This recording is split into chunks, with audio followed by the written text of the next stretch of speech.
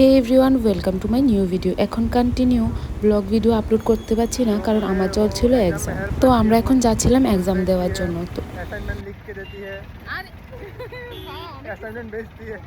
बहुत बहुत शुक्रिया इनको।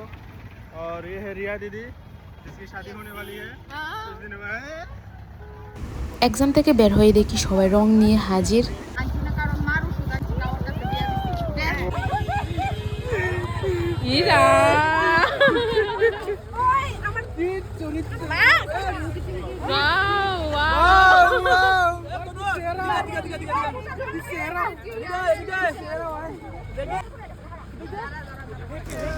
এক একজনের চেহারার অবস্থা একদম খারাপ হয়ে আছে।